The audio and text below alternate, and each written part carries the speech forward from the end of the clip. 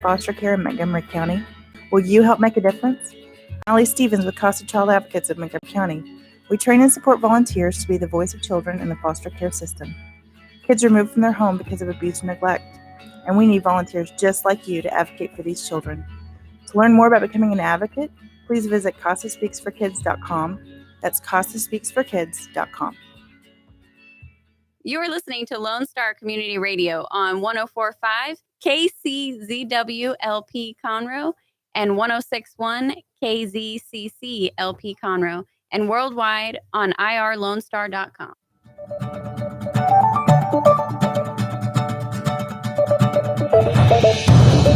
Good morning, ladies and gentlemen. This is Rick Schissler, your host of the Weekly Business Hour. I welcome you to this week's version of the Weekly Business Hour. Thank you for joining us. We appreciate it. The Weekly Business Hour is where Montgomery County and businesses, in fact, throughout the world now, come to talk about the latest in business news, ideas to improve your business, and be a part of conversations that can make a real difference in your business.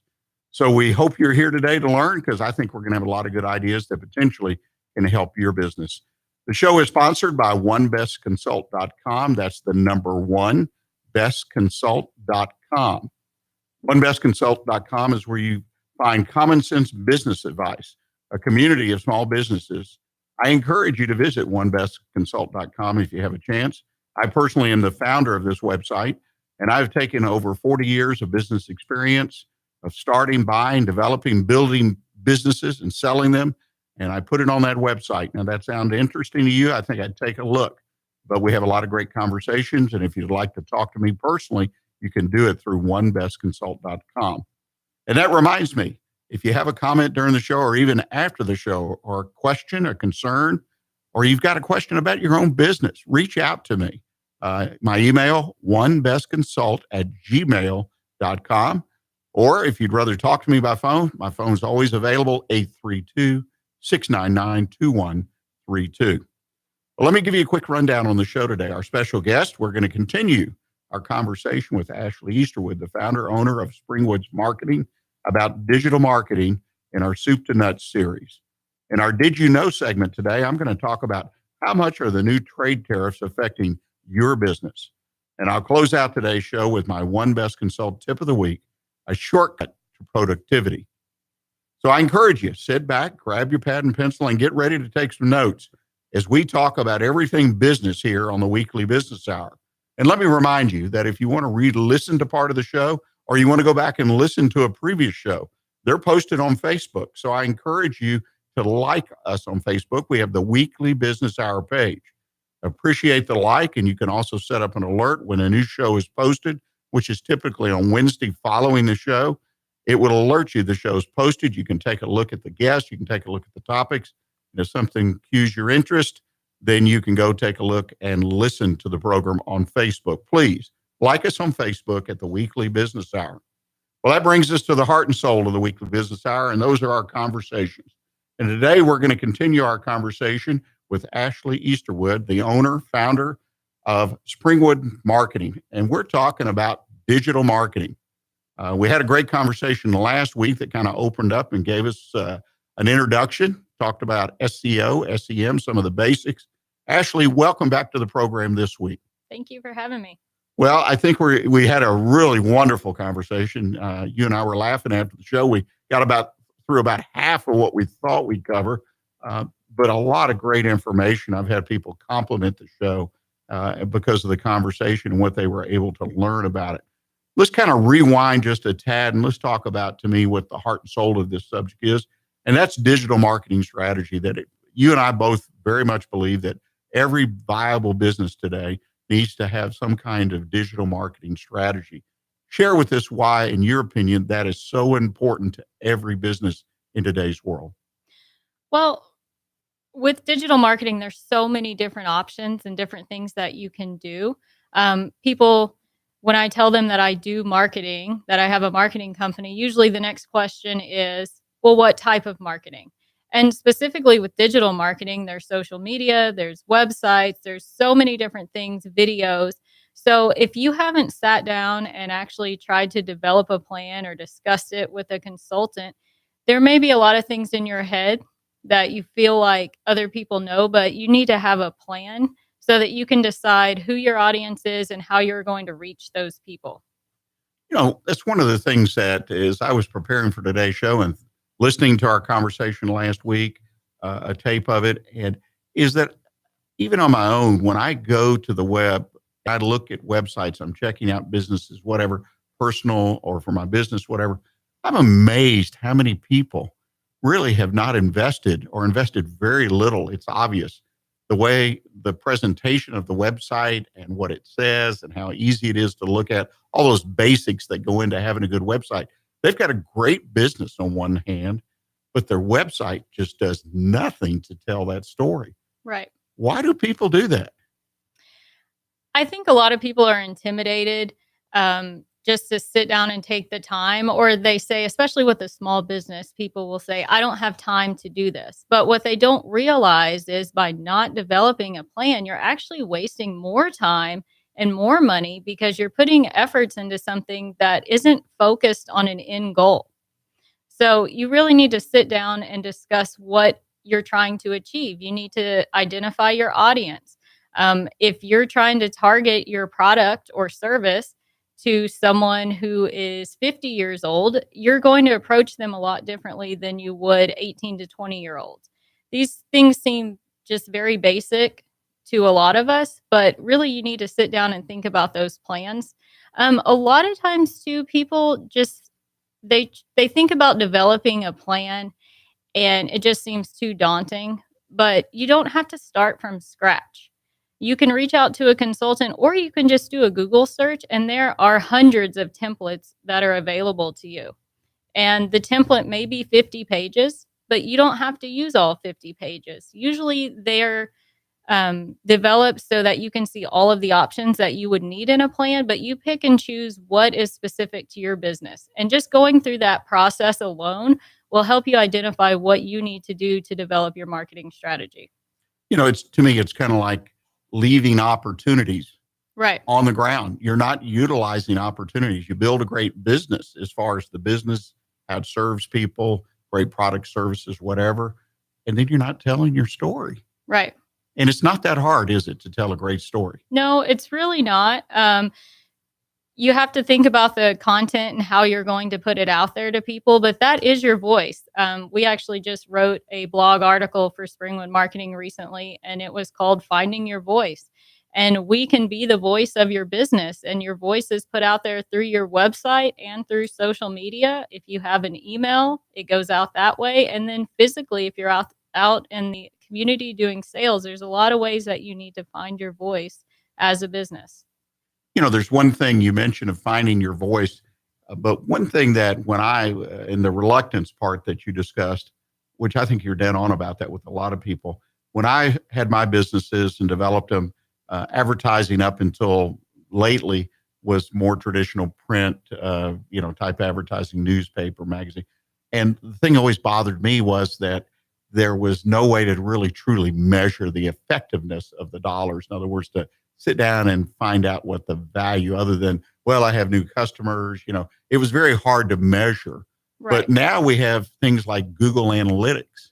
I mean, that gives a lot of measurements. Let's talk about that. Tell us a little bit about Google Analytics and why it can be so important to the small business and their digital marketing strategy. Okay.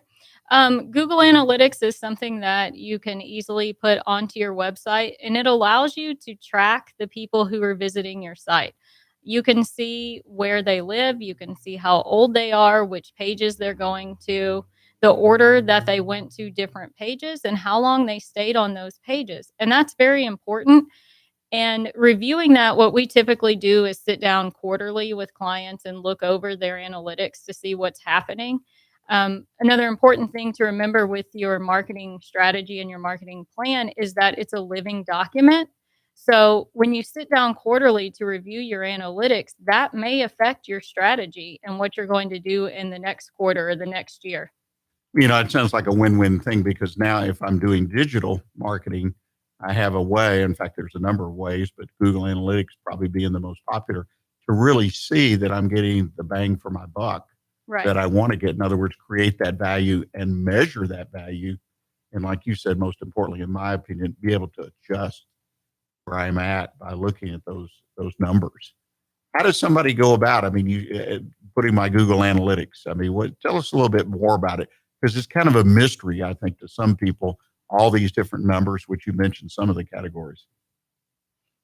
So, what is it that I need to do as a business owner to establish myself on Google Analytics?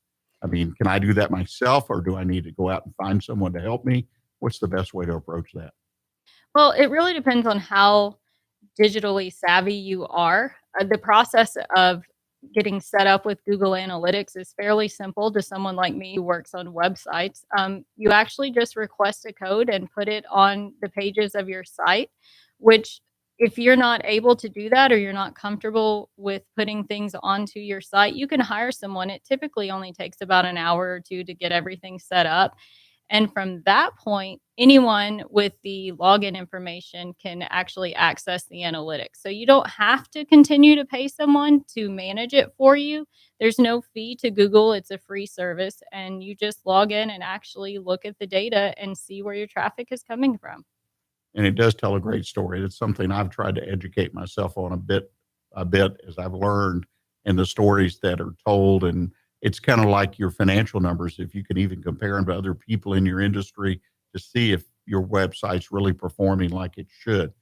Well, let's talk about some of the content. I mean, content, I keep reading here and there, and they sort of dance around it, in my opinion, in the press over the last few years. It was content is king. You got to create your own unique content, which to me, that's a scary thought for most of us in business. How do we write this stuff?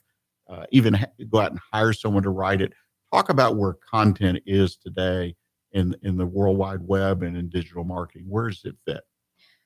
I think that content is extremely important. What's changed recently, though, is that text is not the only form of content that we're using.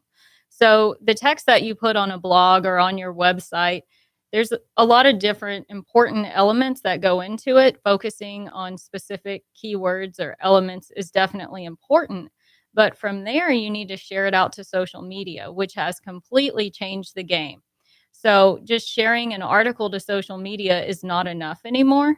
And depending on the different platforms that you're using, you also need to incorporate video or images, sometimes just a picture, other times it could be an advertisement or a graphic. So we've just extended from content being text to all of the other different types of digital media that we can use now. You mentioned video, and that's something that I see when I'm out there on the web, when I'm trying to educate myself what to do. Video just keeps popping up. And I saw something the other day. Yeah, it's several years old, more or less, as being really out there, but they projected that it's going to be with us for a long time. In other words, the importance of having video in our social media, in our web presence. Talk to us about video and why it's so darn important. Well, it became very important recently with Facebook Live, because that's allowed a lot of people to shoot their own videos. You don't have to hire someone to come shoot a commercial and pay thousands of dollars per minute to create that video. I can go create a video when I leave this show and it's up instantly. So it allows everyday people to put more content out there. A few weeks ago, there was actually a change on YouTube that a lot of people may not know about, and they're actually allowing you to invite your friends. And this is, I believe, directly related to Facebook Live, because people are putting videos on YouTube and then sharing it to Facebook. Well, now they're taking that step out. So you can go directly to YouTube and have your friends on there. And also, YouTube is owned by Google. So again, with your content, the same way that we would look at a blog article where we're adding meta tags and focusing on specific words, you can actually do that in YouTube now to help with your organic SEO on your website. Boy, lots and lots of changes. There's no doubt about it. Constant change is the byword of anything, in my opinion, on the internet, web, and social media. Well, Ashley, believe it or not, we've run our course in our first session. Ladies and gentlemen, we're going to take a short commercial break. We're going to come back, and one of the things I think is really important as we talk about content is the uniqueness of your content as it relates to your business. We'll start off there when we come back, so please stay with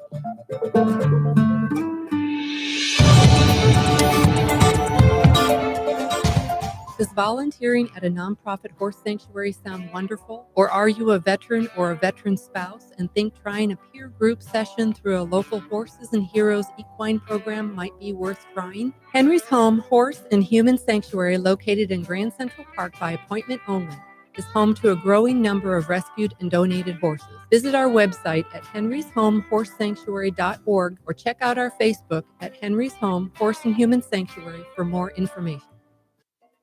Hispanic Chamber Connections with Dr. Carlos Sanchez, president of the Woodlands Conroe Hispanic Chamber of Commerce, featuring event announcements, member highlights, and more. Tuesdays at 1 p.m., broadcasting from the heart of Conroe, Texas on irlonestar.com and Conroe's FM 104.5, 106.1. We have the safest food supply in the world. Strict laws and regulations restrict the usage of hormones, antibiotics, and pesticides within our food supply. Production agriculture practices and technologies such as the use of GMOs, which is not any more or less risky than conventional crop production, has allowed American farmers to produce more food on less acres in environmentally sound ways. Find out more online at pathtotheplate.tamu.edu. We are Texas A&M AgriLife Extension, helping Texans make lives better.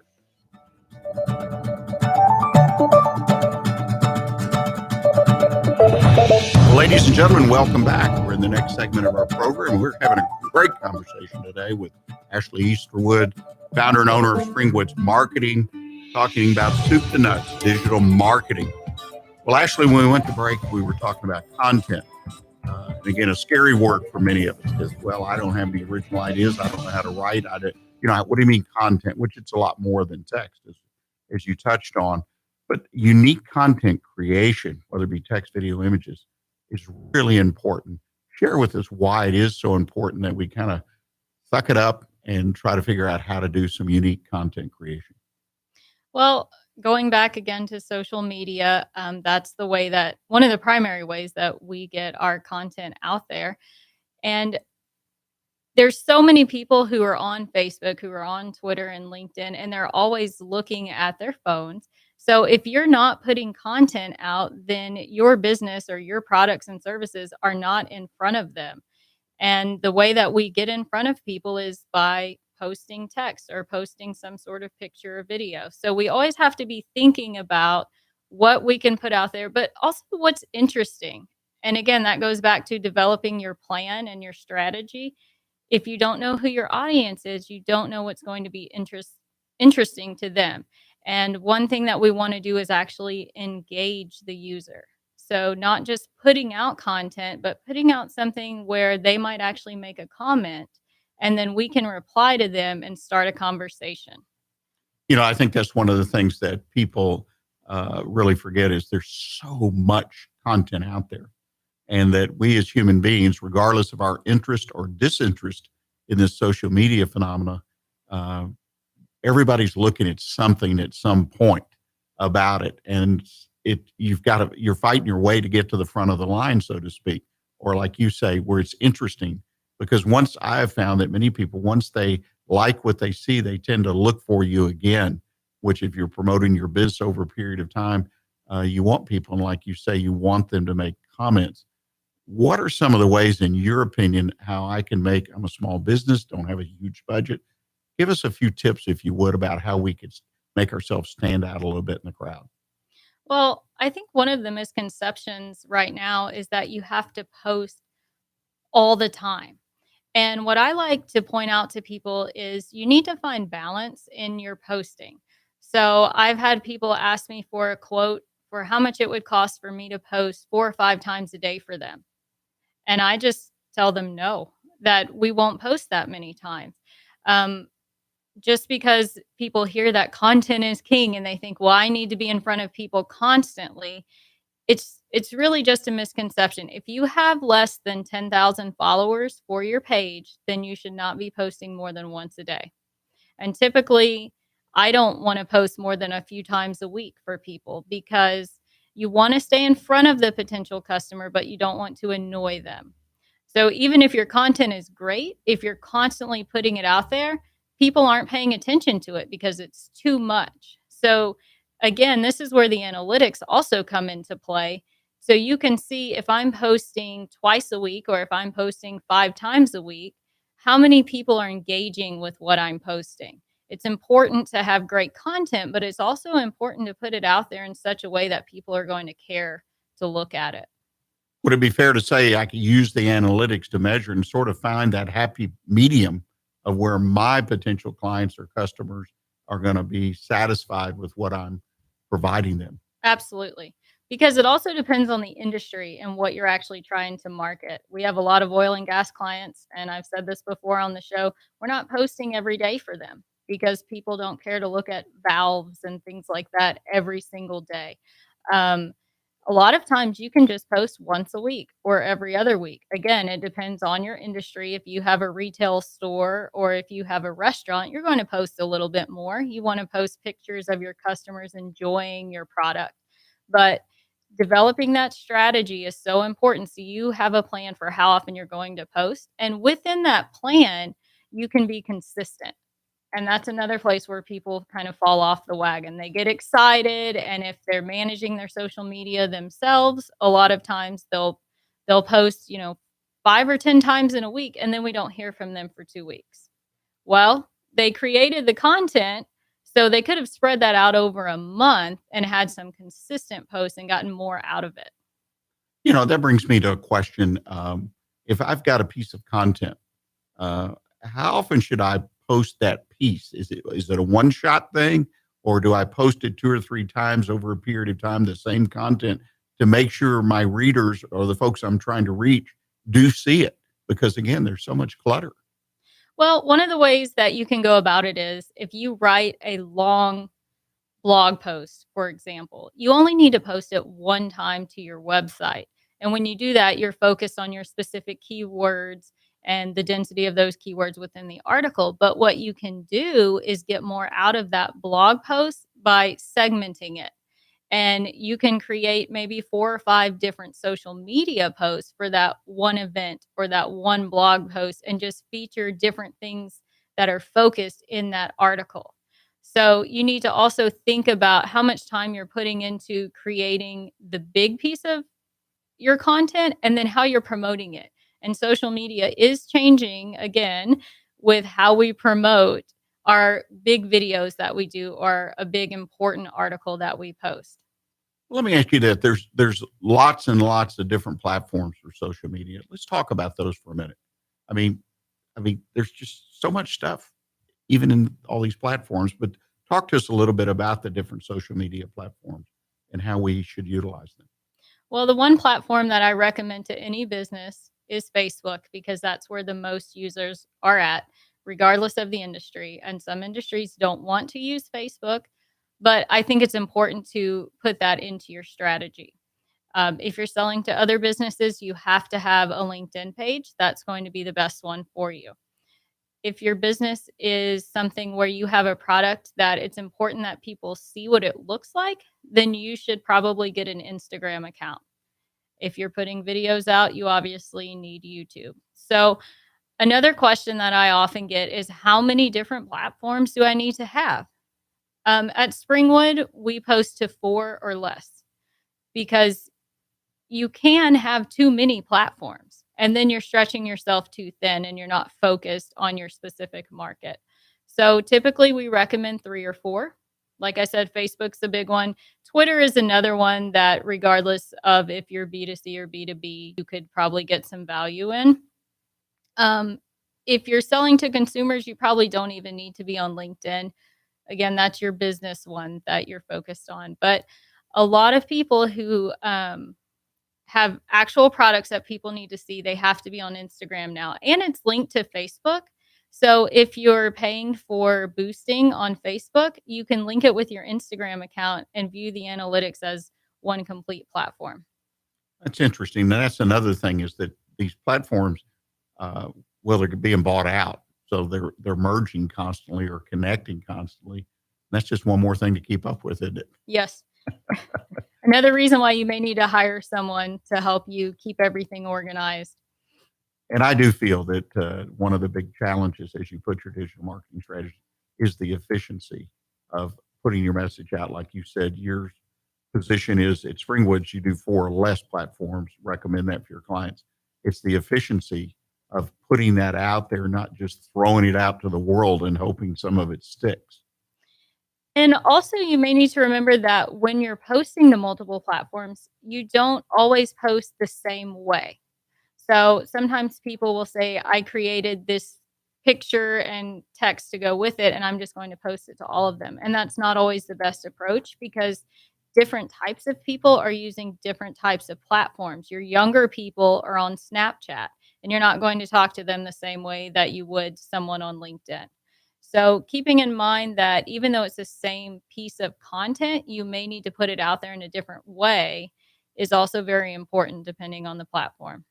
Well, my final comment on content is, and we'll move on to some other things, but again, resistance, concern, people shy away from the content aspect because they're not writers. They don't think they're creative, whatever it is. But the reality is you've got a lot of content within your business already. And you just have to look around and tell your story. But the idea being that to me is, and you mentioned it earlier, is break it down into pieces. I mean, and another part of digital marketing strategy is some kind of calendar that you develop. So you kind of look forward. It's not just a knee jerk every week or every month. Is that a fair statement? Yeah, typically what we do is we develop a monthly calendar, and that allows us to have a plan for our posting, and it allows our client to know what we're going to be posting for them so they can review it all at once. We sit down with them for an hour and say, this is what we have in mind. Are you okay with it? And some clients have trouble developing the content, and so they want us to just write it all for them, and that's perfectly fine. Other people want to be very involved. So you don't have to think, well, I don't need to hire someone because I can write the content. Sometimes you need someone to just keep you in line and keep you consistent. There's different reasons why having a consultant is helpful to your business. And it's not just if you need help writing content or not. Yeah, you make an excellent point there. Well, we've got about a couple minutes left in today's program, and I'd like to wind this conversation down. And you have tips or checklists for an SEO type checklist. Can we wind down with that and kind of give people some things they can make some notes on as they go out and do the SEO and become more informed about it? Sure. So if you're someone who does want to take a stab at writing a blog or developing some articles for your website, it's important to keep in mind the length of the article. We typically recommend that they be about 300 words. You don't want it to be too long, and you also want the article to be focused on a specific keyword. Sometimes you can have 2 or 3 keywords, but try to think of one theme for that article. And the recommended keyword density is 1%, which just seems like a random number. But the point is that you want people to know the theme and what you're focused on, but you don't want to say the same word over and over. Because remember, we're always writing for humans and we're writing for Google. So you have to find that balance. The other big thing that I want to point out is the structure of your links. When people write a blog, if they don't go in and adjust the settings of their website, sometimes there's just a lot of numbers and no one knows what that means. If they're searching on Google, your keyword should be in your link. So it's typically just going in and changing a setting so that your date shows and then the title of your article shows as part of your link. That's going to help you quite a bit with your organic SEO. A lot of things to remember, and I'm sure we'll have some more tips. Well, Ashley, I've asked you to come back for a third week. What are we going to talk about next week in the program? I think we still have quite a few things to touch on in regard to social media. We can get deeper into the analytics and also talk some more about the websites and content. So we've covered quite a bit on these topics in general, but there's always more to say. So we'll just have more specific tips next week. Well, ladies and gentlemen, I encourage you to join us. Ashley, if people have questions in the meantime or would like to talk to you about engaging you, what's the best way for them to do that? They can give me a call directly at 832-663-9195 or visit our website, springwoodmarketing.com. Well, again, Ashley, thank you so much for taking time to join us. And ladies and gentlemen, I hope you picked up a tip or two you can use today. We're going to take our bottom of the hour break. And when we come back, I'm going to kind of recap the program and talk about how one of my clients benefited from some of the things that Ashley talked about today. So please stay with us and we'll be right back with you. Hey,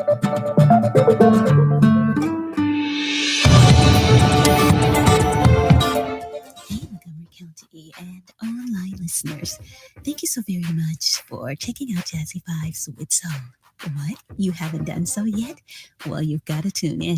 Hi, I am the host of Jazzy Vibes with Soul, Miss CeCe Holmes, and I invite you to check us out every Friday and Saturday from 7 until 9 p.m., where you will get the best in old school R&B and, of course, a little smooth jazz to make it jazzy. So tune in. That's right, tune in every Friday and Saturday right here on Conroe's 104.5 and 106.1 FM.